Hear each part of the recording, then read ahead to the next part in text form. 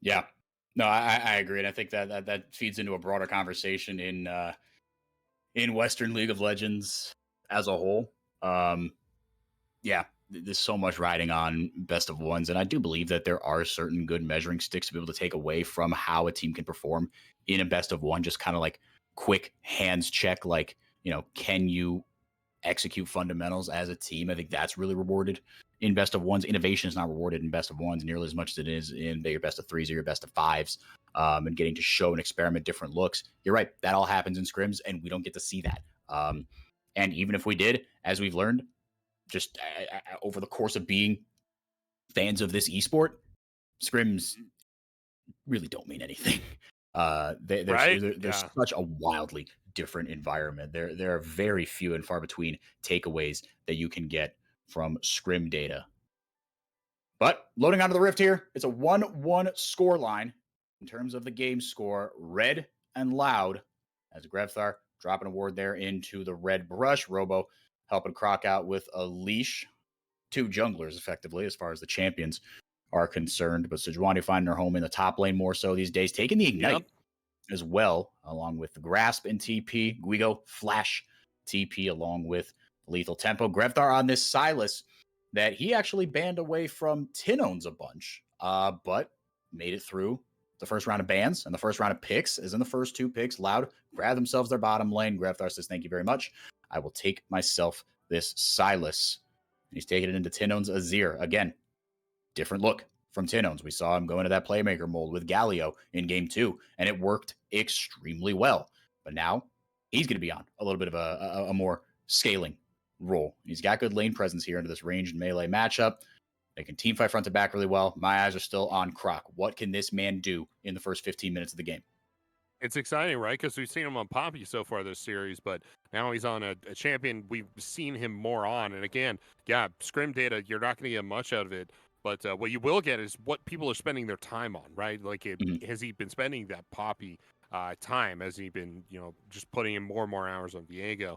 And we don't know, but we would have to imagine he has played at least a little bit of Poppy, because he's certainly playing a lot of it on stage now. But this Viego, undoubtedly, if you thought the Poppy was impressive, this Viego is going to blow you away. Azir very much on a more carry potential, more carry style role here in the mid lane, and a lot. Oh, okay, big flash from Titan.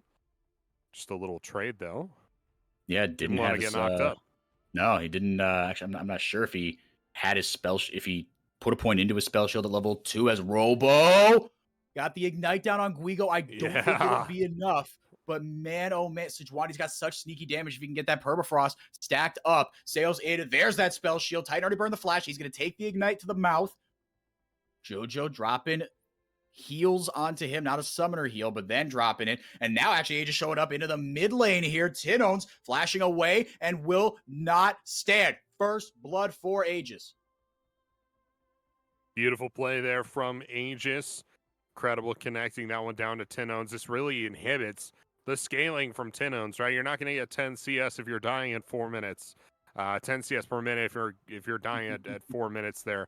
So you got to make sure that you're staying on this map, at least in some respect. The teleport instantly comes out to get him back into the race here for that CS, but he loses just a couple, and a more difficult late game for Tinones, a later late game here. Lane gang coming through from Croc here in just a bit. Should be off the vision. Should be good here. Yeah, marching forward. Guigo very much in danger.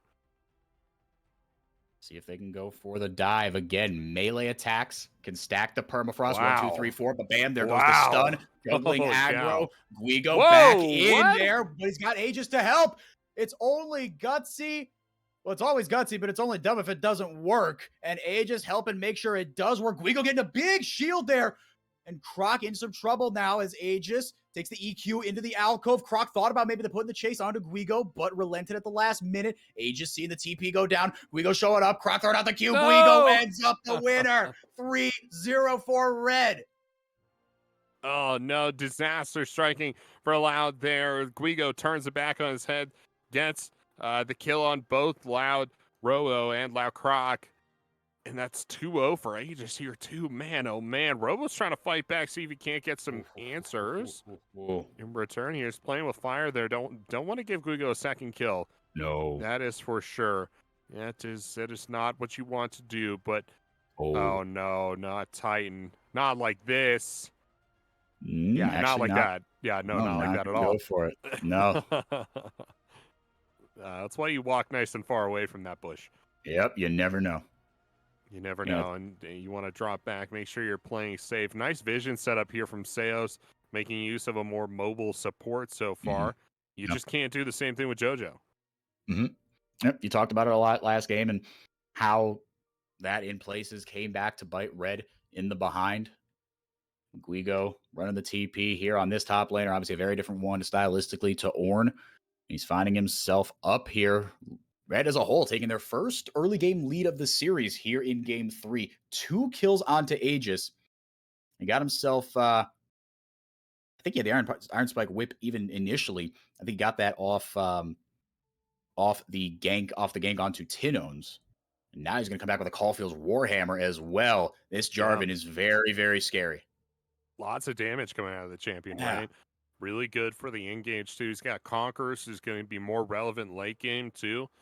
Really fun. Should be good for Red. If you're a Red fan, you're loving Aegis right now, man. Aegis has put in so much work for this team so far in this series. The Trundle was huge in game 1.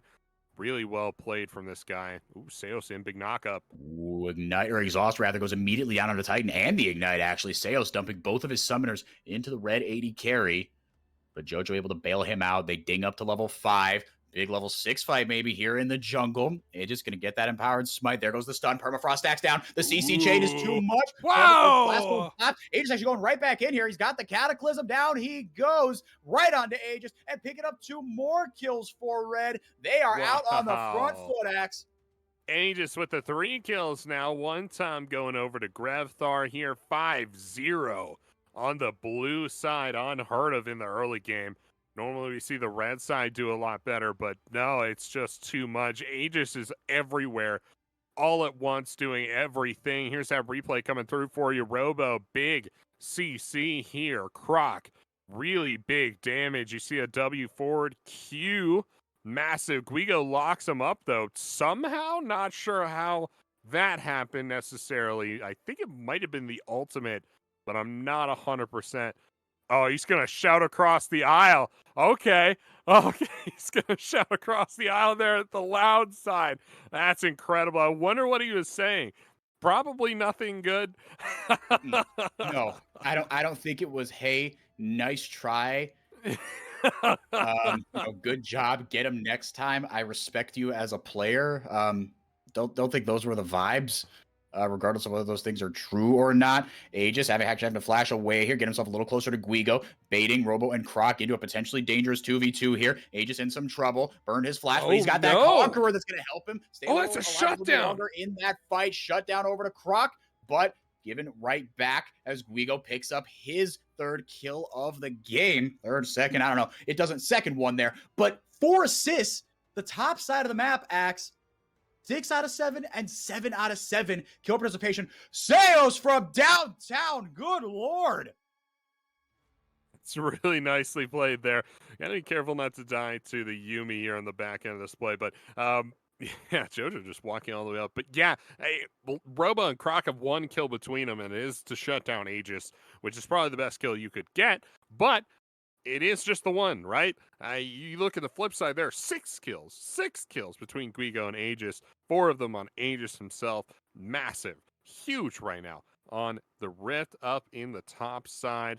Double buster Guigo as well. Robo thinking, hey, man, why me? Why me? Why? I've been so good. But that dragon on Summoner's Rift now. Lots of red vision on that side. Should be spoken for Croc here loud. Just big old map control so far. And it should be the dragon form here in just a second. You would hope that they're able to get something here. Aegis onto the top side. Fate sealed out. Guigo trying to lay down the damage. Robo laying down the CC. Will pay for it with his life. He has died 4 times in this game. Axe. Titan with a cat on his shoulder. reads out the final chapter. 2 ults blown, but they don't die. Loud will get first purchase on this dragon, but make no mistake about it, especially with that Herald taken now, that is That small, first turret? small potatoes. Yeah, I mean, it Yeah. should be. Those Should aren't be just small first turret. potatoes. These are tater tots that Loud are Yeah. getting in response to this. Absolutely, yeah. Not too much. They might get this drag. It's going down so slow. Oh man, I think they get it. I don't think there's anybody to really contest them for it.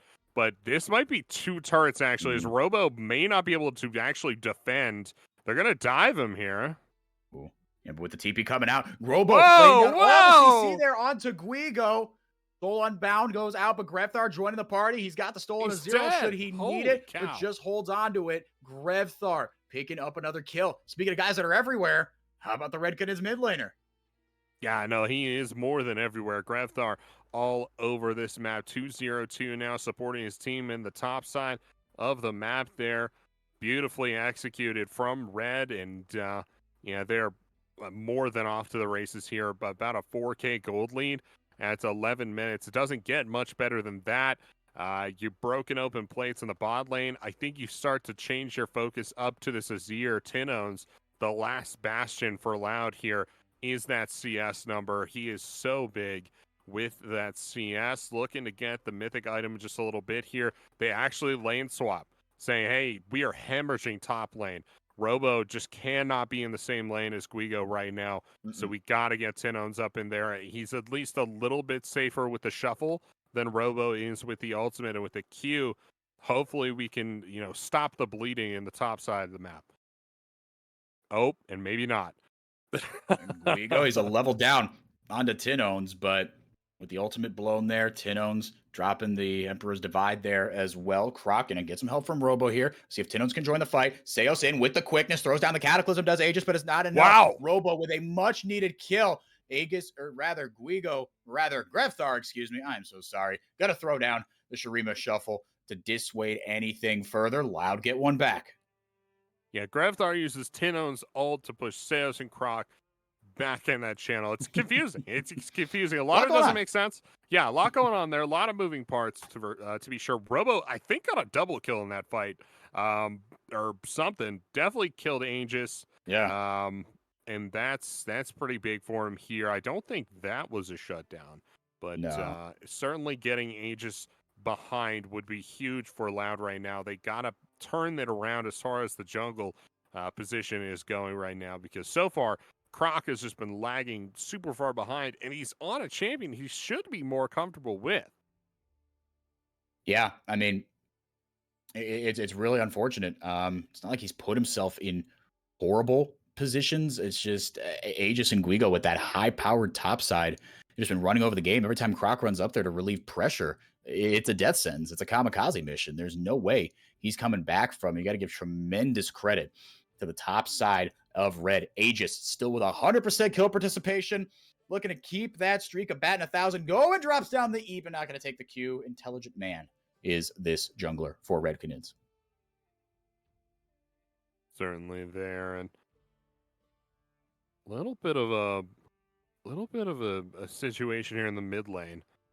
Could be the push coming through from Red. They just don't have a minion wave, so it's kind of stalled out a little. And for this particular stall, we will go ahead and talk about something close to perhaps many of your hearts here, and that's football. Neymar, since he started on PSG, has taken 49 penalty kicks and has scored 45 of them. Okay. Only missing 4. But the fun fact here, we know Neymar's good at penalties, right? But the fun fact here is that on 41 of the 49 kicks, the goalie has gone the opposite direction Neymar shot the ball. Wow. Which I think is amazing. That's a really high number. Right? Like, not only is he scoring all of these, but it's not even close. Anyway, back to the action here for you. I thought it'd be fun to talk about. Robo just eating it up top side. Oh, man, Guigo with the big ultimate. Yeah, Croc in, has the Heartbreaker out. Seos doing the grand entrance right over the wall, and Robo's actually be the one that eats the Glacial Prison, but Robo throws his own right back. Guigo getting Oh, shielded and healed up here, able to lay down a ton of damage. Sales with the stopwatch, able to get out of the Cataclysm, but another kill going over to Red. They are just feasting on poor Croc. they really are here, and that's unfortunate to have Glacial Prison thrown back in your face. But as it stands, both Glacial Prisoners do make it out, and they will be just fine. Tinone's perhaps in trouble. Guigo not particularly healthy, but does have JoJo on his back. Yeah, he's just going to reset. Yeah, not going to try for this one, I guess, which I suppose is fair enough. Tinone's, he's got that Crown of the Shatter Queen there. Just provides him a lot of defensive utility, and the stats still really, really good. And actually, Grevthar picking that one up as well. That's a little more surprising to me. I thought he might go with the Everfrost, a little more of an offensive option, given that he's part of the pain machine that is Red right now, just steamrolling through this game. But I don't know. I mean, like the raw stats are still really, really good on that item. They really are. They have really nice stats on the item. But definitely is more of a canceling burst damage type situation. There's a lot of dive coming out of Red, so that's what you want to. It's what you got to do, right? Second dragon going to go down to Red here. Another Infernal map coming through for you here. Big rotators are gone from last game, so no real advantage back and forth. I would say Brunsey has a little bit more of an advantage here. Or excuse me, Titan has a little more of an advantage here because now he doesn't have to run around walls. He can just run through them and use the blast cones. Brunsey could always get over the walls, so he is probably fine there. Big vision play here from Loud. It has been consistent across this series that whenever they pan through the jungle, there's like 10, 15 red wards. Just no matter if they're behind or ahead or what it is, like 3 of them have zombie ward and they are just constantly sweeping vision and placing wards and doing, everything they can to make sure that they have vision of Aegis. And it has done wonders for Loud. They would not be at this position in the series if they had not played the vision game this way. I could tell you that much because Aegis is absolutely running away this game. And if they didn't know where he was, it would be that much worse, right? Yeah, no, they actually take care of their fundamentals very, very well in that way, ahead or behind. Yeah, you nailed it.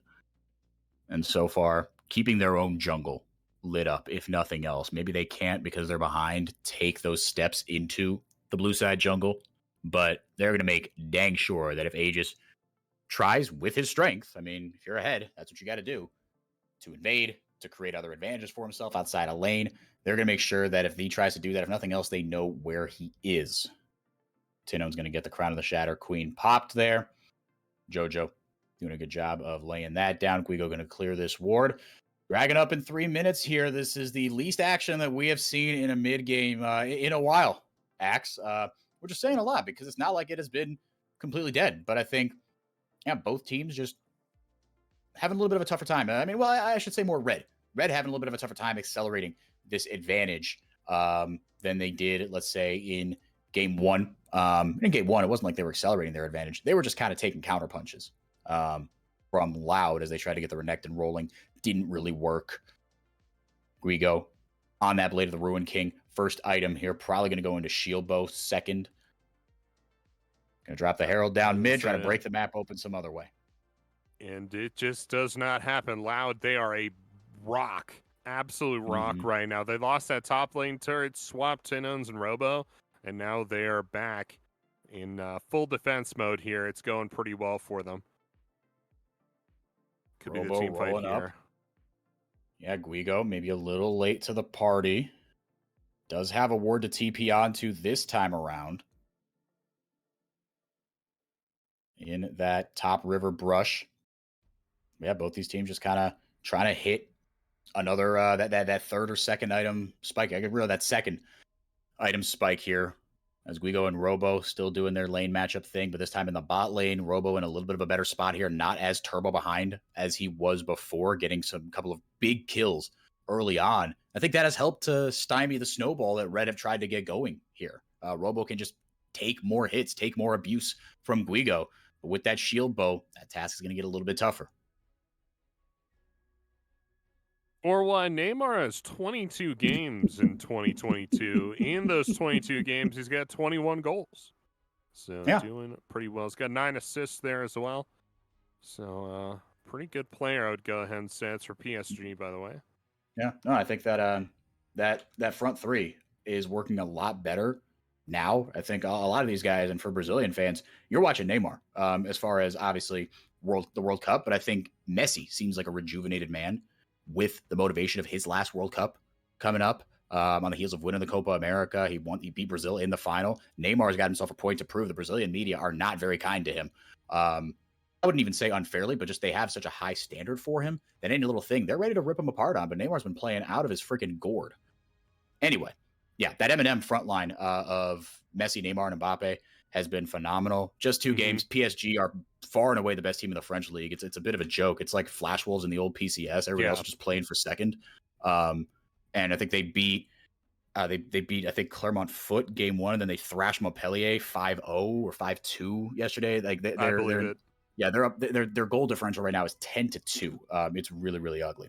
Anyway, Robo trying to make things ugly here for Titan. Throws a spell shield up a little bit late just in case. Going to get some healing down from himself. Brunsey pops the lightning crash. Titan in some trouble here. I think he will fall to the ignite. Indeed, he will. Actually, Robo getting that kill. He's gotten the last 3 here for Loud. Tinones into the back line and with a beautiful Emperor's Divide. We wanted action in the mid game, and we got it out of nowhere. Loud with a huge punch in. All the kills going to Brunsey. What a way to flip a game back to back. What kills for the rookie. Oh, it's incredible. The second quadrikill of this series now. This guy's a rookie, man. He swapped out Neto. It's so cool, man. So cool to see this guy play. Here's a replay coming through for you, folks. Titan trying to deal the damage. Look what happens to him. It just gets caught up by the Sejuani here and gets absolutely blown up. Brunsey forcing him out of the fight. There's just nothing you could do. Dies on the back end actually to that ignite from the Sejuani, and that Bob's your uncle, folks. Like, I don't know what else to tell you here. Brunsey just got the hands. Nothing is hitting him. He's made of shields and healing, and it's just not winnable. Robo a little deep here. Yeah, Grefthar threw him into the back line with a stolen Emperor's Divide. He's got himself some healing built into his kit, and there's nothing that Aegis can do. The CC is just too much. And now they've got a hold on Titan. Red falling apart here. Stepping up just a little too far is the Red Canids ADC twice now. He's 0-3-0, and now it's the Loud players' turn to pop off as Brunsey's got himself 6 kills here. Robo looked dead in the water not 10 minutes ago, and he is back in the game. 100%, right? I mean, Red were huge, way out in front earlier in this game. Brunsey was like 1-0-1 or something out of lane, totally underperforming. Now 6 kills. He's killed Titan 3 times in a row. Oh. Huge for him. It just doesn't get any bigger than that, right? I can't believe it. He's going to run away with this game for sure. Oh, man. I'm just looking for something that can counter this guy right now. I think Aegis has fallen off by this point in the game. God, that crown of the Shattered Queen in both inventories is just rubbing me the wrong way. You have some burst damage early game for Tinones to build that up. I mean, Guigo could certainly burst you down. You look at the flip side, there's no burst damage. Everything is, sustained damage. Why does Silas have crown? But doesn't make sense to me. Seos gonna find Grefthar, gonna miss his Q, and he's gonna walk right out of there. Keep in mind, no objectives on Summoner's Rift right now. It's just a power play for Loud, and they are trying to turn this into structure damage, trying to run it down into these turrets. Got themselves a Baron off the back of that as well. And now trying to really break this game open in earnest. The game just flipped on its head. It really Loud. did. Yeah, Loud with the momentum here for what's looking like it's going to be their second straight win. Even though Aegis was an absolute monster in the early game, they weren't able to transition that lead. And Loud on the back of Robo. Give him tremendous credit again. He was having a really, really bad time in the top lane. And he has been the catalyst by which his team has come back into this game. And Tinones and Brunsey, Everything that Robo has set up, he has knocked down. The late game has been magnificent from Robo. Really, really well done from him. The ultimates have been on point. The engages have been on point. A lot of that bonus health he has gotten from the passive is really nice there too. And it really has built him up. The armor here as well.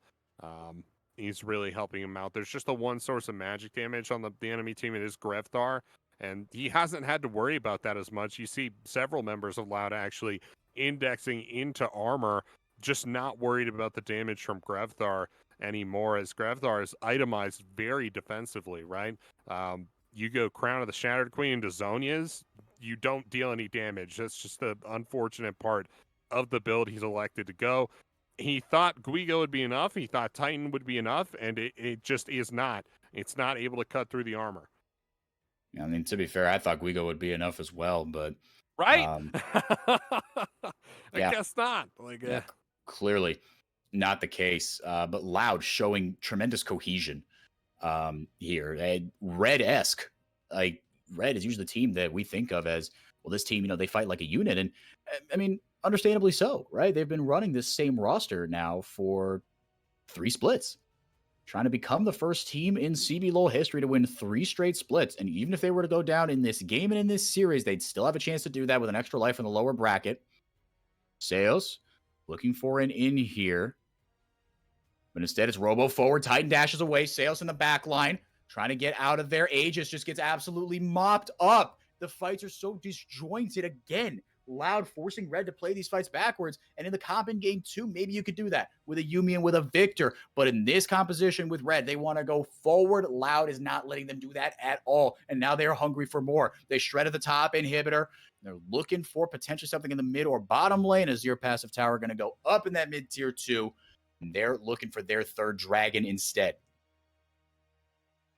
They are. They'll get it uncontested here as well. You have to wade through all this red vision to get into that dragon pit. It's just not going to happen. Croc's not even going to take the reset. He doesn't need the resources, doesn't need the mana, doesn't need the health. And he's got everything he needs right here. He's going to take that one down as we go completely fog of war proof. But real quick, I don't know if you saw that toggle come through. That was funny. But yeah, we got that toggle for you here too, folks. A lot of that red vision drops, actually. There is potential for a fight here, but just because the red vision drops doesn't suddenly give you vision for blue side. You got to get in there, drop the wards, and fight over vision. Otherwise, this happens. You don't get objectives, and the enemy jungler is actually able to solo those objectives at 28 minutes. This just should not happen for a while. Just should not happen. No, this is quite the shift here. Yeah. This is pretty remarkable. You see Brunsey 3,000 gold ahead by himself of anyone else on Red. Grevthar grabs himself the Rakanal and says, "Thank you very much. I will be heading out of here." Guigo has picked up his Infinity Edge. It's all down to him, unfortunately. Titan, between himself stepping forward and the amount of dive and CC that Loud has, it's been really, really hard for him to play the game. He's got his LDR now. He's on 3 items. Trouble is, Brunsey's on 4. You saw the gold lead that he himself had. He's got a whole other item. And now Loud on the Baron. Actually, there's a lot that Red can do about this one. No, nothing. Again, you just can't get through the vision, right? I think it's 4 or 5 wards you have to step over before you ever get to that objective. And there's no element of surprise. There's no, quite the opposite, actually. And there's just no information whatsoever. Even if they had something like a global ultimate, they'd be throwing it blind. There's no way of knowing what percentage the objective's at, when it was even started. There is just nothing. There's no no way to get out of the base anymore. The lead is so absolute here for Loud. 7,000 gold, breathing down the neck of that Dragon Soul. Really, really dominant performance from Loud so far here in this game. You got 300 CS on both AD carries. Very different KDAs, though. And, yeah, 4.5 items in the inventory for Brunsey. They're going to try and end the game here. Yeah, they've got the Baron buff to do it here. Top inhib respawn, but the mid one goes down. Robo by himself in the bottom lane. It's Grevthar trying to clear the minions in the mid wave. Aegis looking for a way into this one. And here comes the TP from Tinones. Got himself a death cap on the Azir at the 30-minute mark. It's not quite a death sentence, but it's the next best thing, Axe. Red weather the storm in the bottom lane for a little bit. Seos looking for an angle in. They've got some wards down. If they can win any sort of extended fight, even in the Dragon Pit, they got wards down to TP to. Well, I guess it would be just Robo as Tinones burned his. But now the vision shut out of those. Aegis forward, trying to help the tower, help them out. Grevthar pops a stopwatch, so does Croc.